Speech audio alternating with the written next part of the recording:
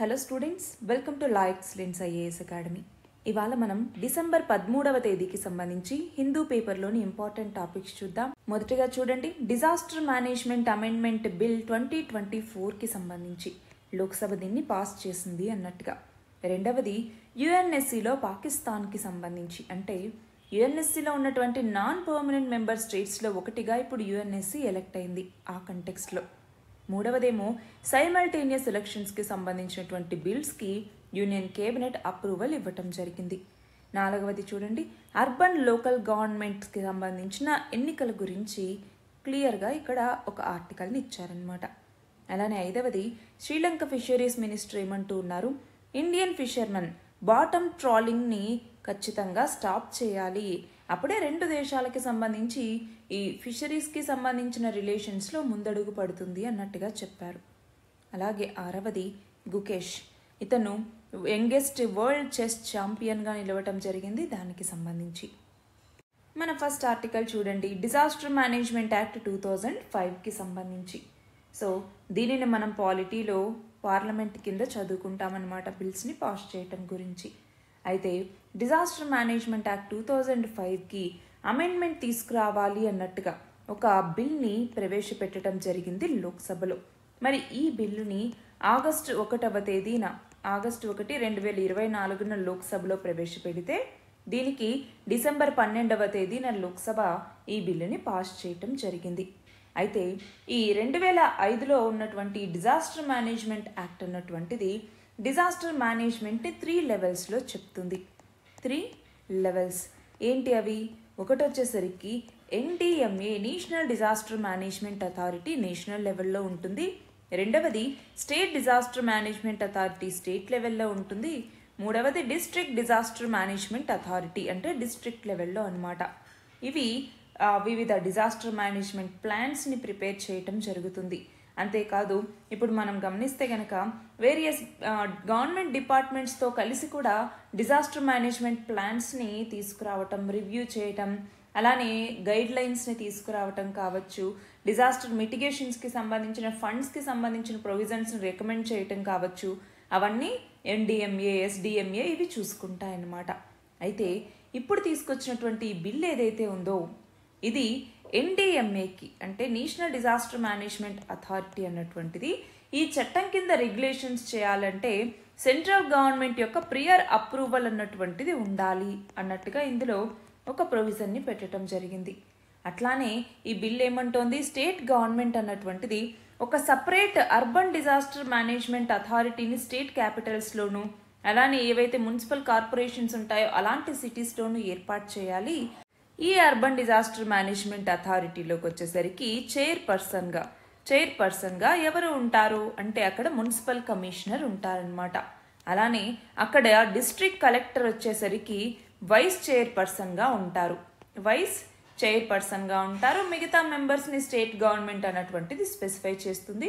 వీళ్ళు ఆ ఏరియా ఏదైతే ఉంటుందో అందులో డిజాస్టర్ మేనేజ్మెంట్ ప్లాన్ని ప్రిపేర్ చేయటం, ఇంప్లిమెంటేషన్ చేయటం ఇవి చేస్తాయన్నమాట. ఇది మాత్రమే కాకుండా ఈ state disaster response force, SDRF అంట, స్టేట్ డిజాస్టర్ రెస్పాన్స్ ఫోర్స్ అనేసి. సో డిజాస్టర్ సిచ్యుయేషన్స్లో రెస్పాన్స్ కోసం నేషనల్ డిజాస్టర్ రెస్పాన్స్ ఫోర్స్ అనేసి, స్టేట్ డిజాస్టర్ రెస్పాన్స్ ఫోర్స్ అనేసి అలాగా ఈ చట్టం అన్నటువంటిది 2005 చట్టం అన్నటువంటిది తీసుకొచ్చింది. అయితే ఇప్పుడు స్టేట్ గవర్నమెంట్ అన్నటువంటిది SDRFకి సంబంధించినటువంటి ఫంక్షన్స్ ఏమేమి ఉంటాయి, టర్మ్స్ ఆఫ్ సర్వీస్ ఏమేమి ఉంటుంది అన్నట్టుగా డిఫైన్ చేయటం జరుగుతుంది. అట్లానే ఆల్రెడీ ఉన్నటువంటి కమిటీస్ ఉంటాయి. For example national crisis management committee అనేసి, అట్లానే హై లెవెల్ కమిటీ అనేసి ఇలాంటివి ఉంటాయన్నమాట. ఈ నేషనల్ క్రైసిస్ మేనేజ్మెంట్ కమిటీ అన్నటువంటిది ఏం చేస్తుందంటే ఈ నేషనల్ ఇంట్రెస్ట్ ఉన్నటువంటి సీరియస్ ఇష్యూస్ ఏవైతే ఉంటాయో ఆ డిజాస్టర్స్కి సంబంధించి ఇది డీల్ చేస్తుంది. అలానే హై లెవెల్ కమిటీ అన్నటువంటిది స్టేట్ గవర్నమెంట్కి ఈ డిజాస్టర్స్ టైంలో ఫినాన్షియల్ అసిస్టెన్స్ని ఇవ్వటానికి ఉపయోగపడుతుంది. అంతేకాదు నేషనల్ డిజాస్టర్ మిటిగేషన్ ఫండ్ నుంచి ఫినాన్షియల్ అసిస్టెన్స్ని అప్రూవ్ చేయడానికి కూడా ఈ హై లెవెల్ కమిటీ అన్నటువంటిది ఉపయోగపడుతుంది. సో ఇవన్నీ కూడా ఈ కొత్తగా తీసుకొచ్చినటువంటి బిల్లో ఉన్నటువంటి ప్రొవిజన్స్ అనమాట. మరి దీనికి ఇప్పుడు లోక్సభ అన్నటువంటిది ఆమోదం తెలిపింది, తర్వాత రాజ్యసభకి ఇది వెళ్తుంది. మన నెక్స్ట్ ఆర్టికల్ వచ్చేసి చూడండి, పాకిస్తాన్ యుఎన్ఎస్సికి నాన్ పర్మనెంట్ మెంబర్గా ఎలక్ట్ అవ్వడానికి సంబంధించి దీన్ని ఇంటర్నేషనల్ రిలేషన్స్ కింద ఇంపార్టెంట్ ఇంటర్నేషనల్ ఇన్స్టిట్యూషన్స్ అన్నటువంటి టాపిక్ కింద చదువుకుంటాము. అయితే ఏమైంది, 2025వ సంవత్సరం జనవరి 1వ తేదీ నుంచి కొత్త 5 నాన్ పర్మనెంట్ మెంబర్ కంట్రీస్ అన్నటువంటివి 2 సంవత్సరాల కాలానికి గాను యుఎన్ఎస్సికి ఎలక్ట్ అవ్వటం జరిగింది. అయితే అది మనకి ఎందుకు కన్సర్న్ అంటే ఈ 5 పాకిస్తాన్ అన్నటువంటిది కూడా ఉంది కాబట్టి 5 ఏమేంటి అంటే 1 పాకిస్తాన్, 2 సోమాలియా, 3 డెన్మార్క్, 4వది వచ్చేసరికి గ్రీస్, 5వది వచ్చేసరికి పనామా. ఈ 5 కూడా నాన్ పర్మనెంట్ మెంబర్గా 2 సంవత్సరాల కాలానికి గాను ఎలక్ట్ అవ్వటం జరిగింది. అయితే ఇప్పుడు ఉన్నటువంటి కంట్రీస్ డిసెంబర్ 31కి 5 దేశాలు తన యొక్క సభ్యత్వాన్ని కోల్పోతాయి. అయితే యుఎన్ఎస్సిలోకి వచ్చేసరికి మనందరికీ తెలుసు 5 పర్మనెంట్ కంట్రీస్ ఉంటాయి, లేదా P5 అని పిలుస్తూ ఉంటాం. ఇంకొక 10 నాన్ పర్మనెంట్ కంట్రీస్ ఉంటాయి. అయితే మన భారతదేశం 8 సార్లు నాన్ పర్మనెంట్ కంట్రీగా ఉండింది కూడా. అయితే ఇప్పుడు ఈ నాన్ పర్మనెంట్ కంట్రీస్లో 5 వచ్చేసరికి తన యొక్క టర్మ్ అన్నటువంటిది డిసెంబర్ 31కి ముగుస్తుంది. ఇంకో 5 అలాగా కంటిన్యూ అవుతాయి. సో ఈ 5 రీప్లేస్ చేస్తూ ఇప్పుడు కొత్తగా ఈ 5 కూడా జాయిన్ అవుతూ ఉన్నాయన్నమాట. సో ఆల్రెడీ ఇంకో 5 దేశాలు ఉన్నాయి. ఏంటవి అంటే ఒకటి వచ్చేసరికి సౌత్ కొరియా అన్నటువంటిది, 2వది సియర్రా లియోన్ అనేసి, అలానే స్లోవేనియా అన్నటువంటి కంట్రీ కావచ్చు, అట్లానే గుయానా అన్నటువంటి కంట్రీ కావచ్చు, అట్లానే అల్జీరియా. ఈ 5 దేశాలు ఆల్రెడీ ఉన్నాయి, ఇవి కంటిన్యూ అవుతాయి. ఇంకొక 5 దేశాలు అయినటువంటి ఈక్వెడార్, జపాన్, మాల్టా, మొజాంబిక్, అలాగే స్విట్జర్లాండ్ వీటి యొక్క టర్మ్ అయిపోవటంతో ఈ కొత్తగా ఈ 5 దేశాలు ఇందులో జాయిన్ అవుతూ ఉన్నాయన్నమాట.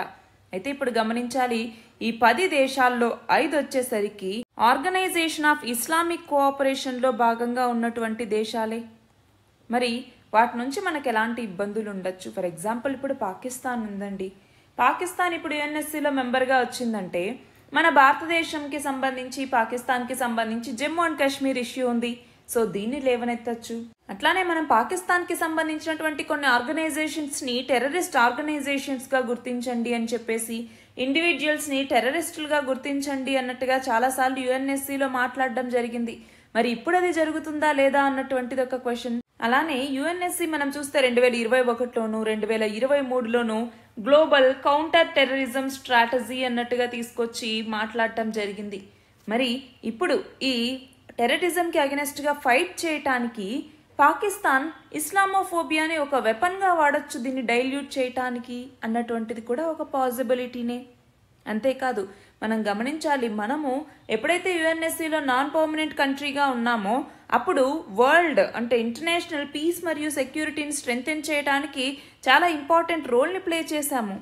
కానీ ఇప్పుడు పాకిస్తాన్ అన్నటువంటిది మల్టీలేటరల్ స్ట్రాటజీని అంత ముందుకు తీసుకెళ్లలేకపోవచ్చు. అందులోనూ ఇండియా మరియు పాకిస్తాన్ అన్నటువంటిది యునైటెడ్ నేషన్స్కి సంబంధించినటువంటి ఇష్యూ మీద కలిసి పని చేయలేకపోవచ్చు కూడా.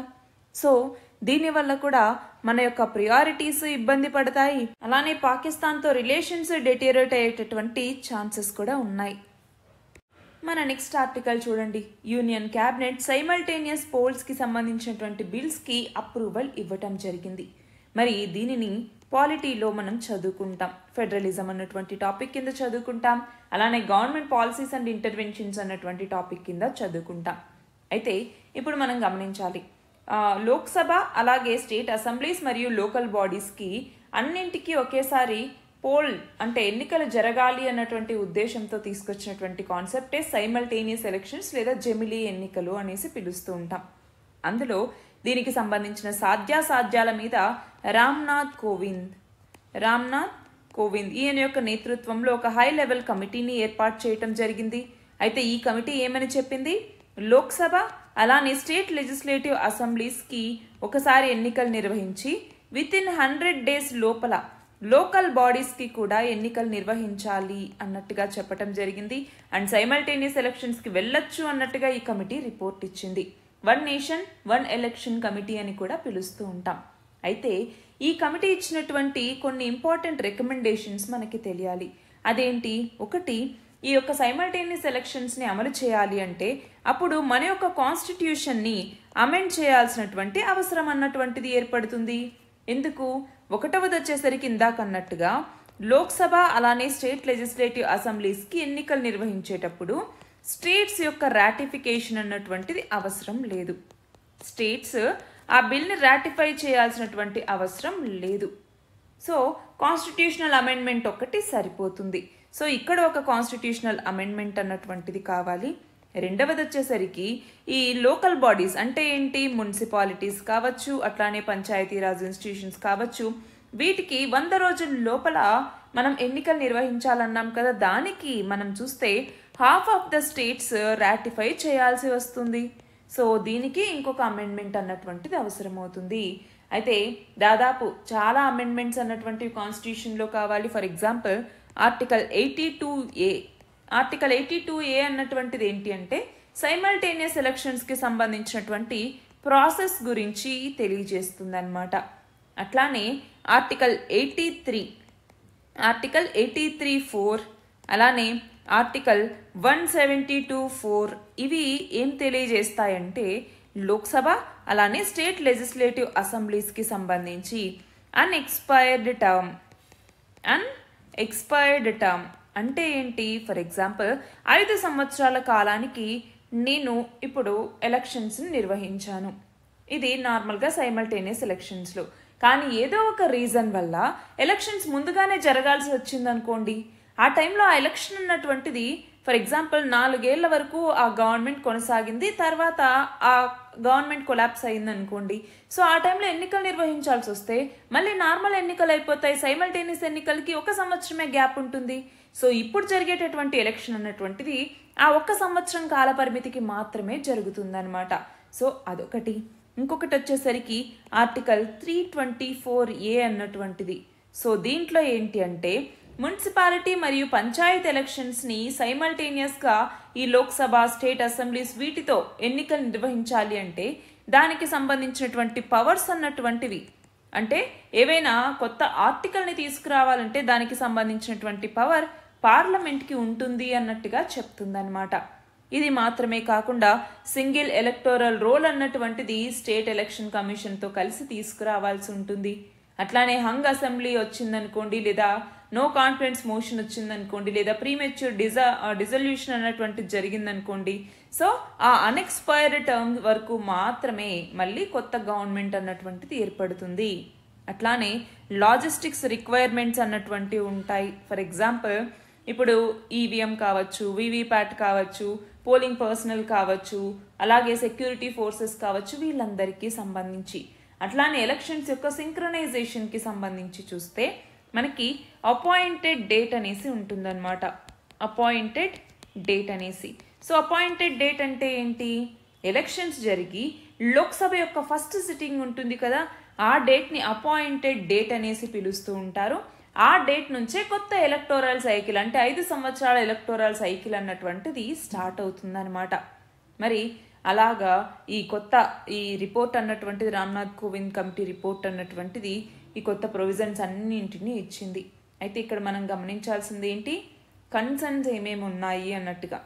ఫర్ ఎగ్జాంపుల్ ఇక్కడ చూడండి, తమిళనాడు కావచ్చు, వెస్ట్ బెంగాల్ కావచ్చు, ఇవన్నీ కన్సర్న్స్ వ్యక్తం చేస్తూనే ఉన్నాయి. ఎందుకని అంటే ఒకటి వచ్చేసరికి ఫెడరలిజంని ఇది అండర్మైన్ చేసేలాగా ఉంది అన్నట్టుగా. అంటే ఏంటి? నేషనల్ పొలిటికల్ పార్టీసే ఇలా సైమల్టేనియస్ ఎలక్షన్స్ పెడితే ఎక్కువ అడ్వాంటేజ్ని పొందుతాయి రీజనల్ పార్టీ కన్నా. సో ఫెడరలిజం స్పిరిట్ అన్నటువంటిది అక్కడ దెబ్బతింటుంది అన్నట్టుగా. రెండవది ఎలక్టోరల్ ఫీడ్బ్యాక్ అన్నటువంటిది. అంటే ఏంటి? ఎలక్షన్స్ అన్నటువంటివి గవర్నమెంట్కి ఒక ఫీడ్బ్యాక్ మెకానిజం లాగా పనిచేస్తూ ఉంటాయి, అవునా? మరి అలాంటి నేపథ్యంలో 5 సంవత్సరాలకు ఒకసారి ఎలక్షన్స్ జరగటం వల్ల ఏమవుతుంది? ఎఫెక్టివ్ గవర్నెన్స్ అన్నటువంటిది కోల్పోవచ్చు. ఫర్ ఎగ్జాంపుల్ ఇందాక అనుకున్నట్టుగా 4 సంవత్సరాలు ఉండి ఇంకొక సంవత్సరానికి మాత్రమే కొత్త గవర్నమెంట్ ఫామ్ అవ్వాలి. సో అందరూ మళ్ళీ ఎలక్షన్స్లో పాల్గొనాల్సి ఉంటుంది, ఆ ప్రాసెస్ జరుగుతుంది, ఖర్చు అన్నటువంటిది ఉంటుంది. కానీ ఆ డ్యూరేషన్ కేవలం 1 ఇయర్ మాత్రమే ఉంటుంది. దానివల్ల గవర్నెన్స్ కూడా ఇబ్బంది పడుతుంది అన్నట్టుగా. అలానే ప్రీమెచ్యూర్ డిజల్యూషన్స్ వస్తే ఎలాగా అన్నటువంటి క్వశ్చన్.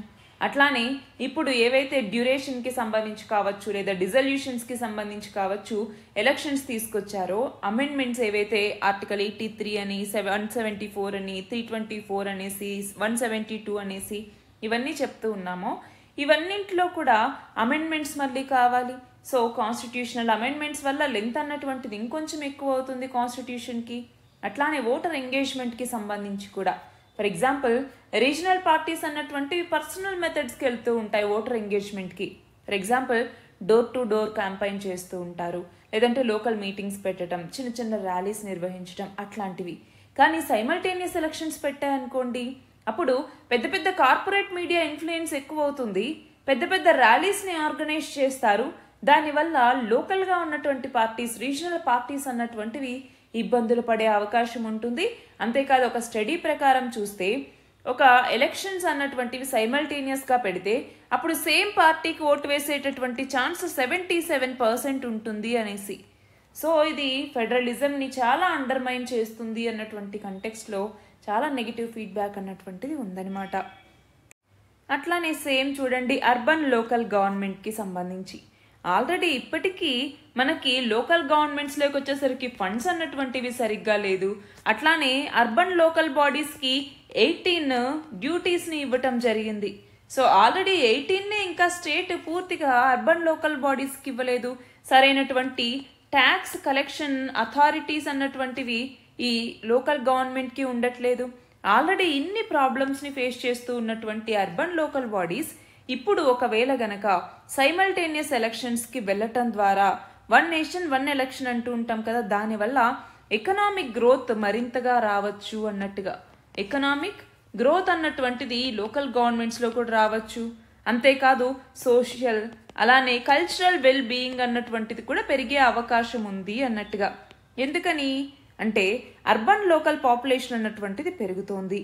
ఫర్ ఎగ్జాంపుల్ ఇప్పుడు మనం చూస్తే ఒక 40% పాపులేషన్ అర్బన్ ఏరియాస్లో నివసిస్తూ ఉంటే అది 2050కి వచ్చేసరికి 50%కి పెరగచ్చు అన్నట్టుగా అంచనా. సో సిటీస్ అన్నటువంటివి ఇప్పుడు మన కంట్రీ యొక్క ఎకానమీలో మేజర్ రోల్ ప్లే చేస్తాయి. దానివల్ల మన యొక్క జీడిపి ఎన్హాన్స్మెంట్ అవుతుంది, అంటే దానివల్ల ఎకనామిక్ గ్రోత్ పెరుగుతుంది, సోషల్ కల్చరల్ వెల్ బీయింగ్ అన్నటువంటిది పెరుగుతుంది. అవునా, ఇదంతా కూడా జరుగుతుంది. అయితే ఇక్కడ ఏంటి అంటే ఇప్పుడు గనక కొత్తగా వచ్చేటటువంటి ఎలక్టెడ్ గవర్నమెంట్స్ అన్నటువంటివి ఎవ్రీ 5 yearsకి ఒకసారి వచ్చినప్పుడు అవి మెయిన్ స్ట్రీమ్ పొలిటికల్ డిస్క్లోజర్లో ఉన్న పాలసీ ఫార్ములేషన్లో వాటికి రోల్ అన్నటువంటిది ఉంది అనుకుంటే కనుక అప్పుడు ఏమవుతుంది, కొత్త కొత్త అనాలిసిస్ చేసుకుని ఎలా కరెంట్ ఉన్నటువంటి ఇష్యూస్ని అడ్రస్ చేసుకోవచ్చు, ఎలాగ గ్రోత్ అన్నటువంటిది తీసుకురావచ్చు, ఎక్కడెక్కడ ట్యాక్సెస్ని తీసుకోవచ్చు. సో ఇలా అన్నమాట. అంటే ఒకటి కాన్స్టిట్యూషనల్ మ్యాండేట్ అన్నటువంటిది ఏంటి, మున్సిపాలిటీస్కి ప్రతి 5 సంవత్సరాలకు ఎన్నికలు జరగాలి అన్నట్టుగా. కానీ మన భారతదేశంలో ఇప్పటికీ చూస్తే చాలా డిలే అవుతూ వస్తూ ఉన్నాయి ఎన్నికలు అన్నటువంటివి. మనకి 74th కాన్స్టిట్యూషనల్ అమెండ్మెంట్ యాక్ట్ 1992 అన్నటువంటిది ఈ యొక్క అర్బన్ లోకల్ బాడీస్ గురించి తెలియజేస్తుంది. అవునా, అయితే మనం చూస్తే ఇప్పటికీ దాదాపు 60% అర్బన్ లోకల్ బాడీస్లో ఎలక్షన్స్ అన్నటువంటివి డిలే అవుతూ ఉన్నాయి. దానివల్ల డీసెంట్రలైజేషన్ అన్నటువంటి ప్రిన్సిపల్ వైలేట్ అవుతూ వస్తోంది. సో ఇప్పుడు సైమల్టేనియస్ ఎలక్షన్స్ అన్నటువంటివి జరిగితే కరెక్ట్ టైంకి ఇవి జరిగాయనుకోండి, కరెక్ట్ టైంకి రిజల్ట్స్ అన్నటువంటివి వస్తాయి.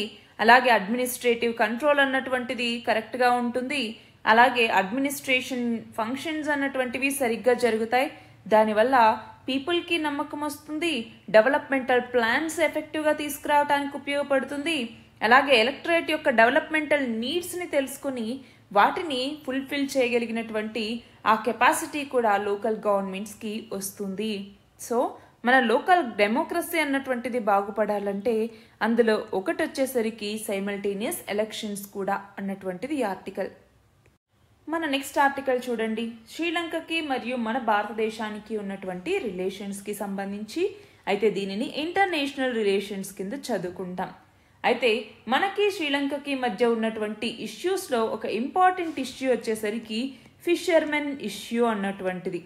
ఫిషర్మెన్ ఇష్యూ ఎందుకని ఇది ఒక ఇష్యూ లాగా ఉంది అన్నటువంటిది కనుక మనం చూస్తే మనకి పాక్ స్ట్రైట్ అన్నటువంటిది ఉంది మన భారతదేశంలో ఉన్నటువంటి తమిళనాడుకి అలాగే పాకిస్తాన్కి మధ్య. అక్కడ ఫిషర్స్ని పట్టుకుంటూ ఉన్నప్పుడు ఆ దేశ జలాల్లోకి వెళ్తూ ఉన్నారు అన్నట్టుగా అక్కడి అధికారులు మన దేశానికి సంబంధించినటువంటి ఫిషర్మెన్ని అరెస్ట్ చేయటం ఇవన్నీ జరుగుతూ ఉన్నాయి. అయితే ఈ ప్రాబ్లమ్ని అడ్రస్ చేయడానికి కొన్ని ఇమ్మీడియట్ మెజర్స్ అన్నటువంటివి తీసుకోవాల్సి ఉంటుంది. అయితే ఇక్కడ శ్రీలంక ఫిషరీస్ మినిస్టర్ ఏమంటూ ఉన్నారు, బాటమ్ ట్రాలింగ్ని ఇండియన్ ఫిషర్మెన్ ఖచ్చితంగా స్టాప్ చేయాలి, అప్పుడే దీంట్లో ముందడుగు పడుతుంది అన్నట్టుగా. మరి ఇక్కడ మనం చూస్తే 2010 నుంచి 2016 మధ్య దాదాపు 2 సార్లు మన భారతదేశం ఈ బాటమ్ ట్రాలింగ్ ప్రాక్టీస్ని ఎండ్ చేస్తాము అన్నట్టుగా మాటిచ్చింది. కానీ ఇప్పటికీ కూడా అది ఎండ్ అవ్వలేదు. మరి అసలు బాటమ్ ట్రాలింగ్ అంటే ఏంటి? బాటమ్ ట్రాలింగ్ అంటాం. బాటమ్ ట్రాలింగ్ అన్నటువంటిది ఒక ఎకలాజికలీ డిస్ట్రక్టివ్ ప్రాక్టీస్గా మనం చెప్తూ ఉంటాం. ఇందులో ట్రాలర్స్ ఏం చేస్తూ ఉంటారంటే ఎక్కువ వెయిట్ ఉన్నటువంటి నెట్స్ని సముద్రంలోకి వదిలితే, ఫర్ ఎగ్జాంపుల్ ఇది సీ ఫ్లోర్ అనుకుందాం. నార్మల్గా ఏంటి ఫిషింగ్ అన్నటువంటివి ఇలా నెట్స్ని కనుక వదిలిపెట్టేస్తే అవి ఇలా వచ్చేసి ఈ మధ్యలో ఉన్నటువంటి ఫిషెస్ అన్నింటినీ క్యాచ్ చేస్తాయి. కానీ బాటమ్ ట్రాలర్స్ అంటే అలా ఉండవు. అవి నేల వరకు వెళ్తాయి అన్నమాట. ఇలాగా నేల వరకు వెళ్ళి ఇక్కడ దాకా ఉన్నటువంటి ఫిషెస్ అన్నింటినీ కూడా తీసుకొని వస్తాయన్నమాట. దాంతో ఇవేమవుతుంది, కింద సముద్రాన్ని తాకుతూ ఉన్నప్పుడు అక్కడ మొత్తం మట్టి రేణువులు ఇవన్నీ కూడా పైకి లేస్తాయి. సో అక్కడ ఆక్వాటిక్ రిసోర్సెస్ యొక్క డిప్లీషన్ అన్నటువంటిది కూడా జరగటానికి ఇది ఎంతగానో దోహదపడుతోంది. అంటే ఫర్ ఎగ్జాంపుల్ చిన్న చిన్న జువెనైల్ ఫిషెస్ ఉంటాయి, చిన్న చిన్న ఫిషెస్, వాటిని కూడా క్యాప్చర్ చేయగలదు ఈ బాటమ్ ట్రాలింగ్ అన్నటువంటిది. దానివల్ల ఏమవుతుంది, ఆ చిన్న చిన్న ఫిషెస్ అన్నటువంటివి వచ్చేయటం ద్వారా అక్కడ ఫిష్ పాపులేషన్ తగ్గటానికి అది ఒక రీజన్ అయినట్టే. అంటే ఓషన్ రిసోర్సెస్ని మరింత ఎగ్జాస్ట్ చేస్తుంది ఈ బాటమ్ ట్రాలింగ్ అన్నటువంటిది. మరి అందుకనే బాటమ్ ట్రాలింగ్ అన్నటువంటిది వద్దు వద్దు అన్నట్టుగా ఎప్పటి నుంచో అనుకుంటూ ఉన్నారు. సో దీనివల్ల డీప్ సీలో ఉన్నటువంటి ఫిషెస్ని కూడా బయటికి తీసుకురావటం జరుగుతుంది. అందుకే దీన్ని డీప్ సీ ఫిషింగ్ అని కూడా ఈ యాక్టివిటీని పిలుస్తూనే ఉంటాం. సో ఇందులో బోట్స్ అన్నటువంటివి ఎలా డిజైన్ చేయబడతాయి అంటే డీపర్ పార్ట్స్ ఆఫ్ ద ఓషన్కి కూడా వెళ్ళి అక్కడ నుంచి ఫిష్ స్పీసీస్ని తీసుకొచ్చేలాగా ఇది ఉపయోగపడుతుంది. అంటే ఒక్క ఇండియాలో ఈ పాక్ స్ట్రైట్ ఈ రీజియన్లోనే కాదండి, వరల్డ్ వైడ్గా కూడా దీన్ని ప్రాక్టీస్ చేస్తూనే వస్తూ ఉన్నారు. దీనివల్ల చాలా ఎకలాజికల్ డ్యామేజ్ అన్నటువంటిది జరుగుతోంది. మరి దానికోసం దీన్ని రెడ్యూస్ చేయాలన్నటువంటి లక్ష్యంతోనే మన భారతదేశం పాక్ బే స్కీమ్ అనేసి తీసుకొచ్చింది. పాక్ బే స్కీమ్ అనేసి 2017లో బ్లూ రెవల్యూషన్ ప్రోగ్రామ్ కింద తీసుకొచ్చింది. దీని ద్వారా ఏంటి అంటే ఈ బాటమ్ ట్రాలింగ్ని పక్కన పెట్టేసి ఫిషర్మెన్ నార్మల్ వెజల్స్ని పర్చేస్ చేయాలి అన్నట్టుగా ఫినాన్సెస్ని అందించడం కోసం తీసుకొచ్చినటువంటి స్కీమ్ పాక్ బే స్కీమ్ అన్నటువంటిది. మన లాస్ట్ ఆర్టికల్ చూడండి, స్పోర్ట్స్కి సంబంధించి ఇక్కడ చెస్కి సంబంధించి కరెంట్ అఫైర్స్ కింద చదువుకుంటాము. గుకేష్ దొమ్మరాజు చెస్ హిస్టరీలోనే యంగెస్ట్ వరల్డ్ చెస్ ఛాంపియన్ ఇతను. మన భారతదేశం నుంచి కేవలం 2 వరల్డ్ చెస్ ఛాంపియన్స్గా నిలిచారు. అందులో ఒకరు విశ్వనాథన్ ఆనంద్, రెండవ వ్యక్తి గుకేష్ దొమ్మరాజు. అంతేకాదు ఏషియా నుంచి అయితే గనక 3rd పర్సన్ ఇతను అనమాట. అంతేకాదు ఇప్పటిదాకా 17 మంది మాత్రమే వరల్డ్ చెస్ ఛాంపియన్స్గా నిలిచారు. మరి ఇప్పుడు గుకేష్ దొమ్మరాజు 18th వరల్డ్ ఛాంపియన్గా నిలవటం జరిగింది. మరి ఒక పర్సన్ వరల్డ్ చెస్ ఛాంపియన్గా నిలవాలి అంటే క్రైటీరియా ఏంటి అంటే ఒక ప్లేయర్ 14 గేమ్ సిరీస్లో 7.5 పాయింట్స్ని రీచ్ అవ్వాలన్నమాట. అలా రీచ్ అయితే ఫిడే రూల్స్ ప్రకారం ఆ ప్లేయర్ని వరల్డ్ చెస్ ఛాంపియన్ అనేసి మనం పిలుస్తాం. అయితే మొదటి ఛాంపియన్ అయినటువంటి విశ్వనాథన్ ఆనంద్, ఈయన 5 సార్లు వరల్డ్ చెస్ ఛాంపియన్గా నిలిచారు. లాస్ట్ టైం 2012లో అన్నమాట. మళ్ళీ ఇప్పుడు మన భారతదేశానికి సంబంధించి అయితే 2nd వరల్డ్ చెస్ ఛాంపియన్ ఎవరు? గుకేష్ దొమ్మరాజు. ఇవి ఇవాల్టి important articles. All the very best and thank you very much.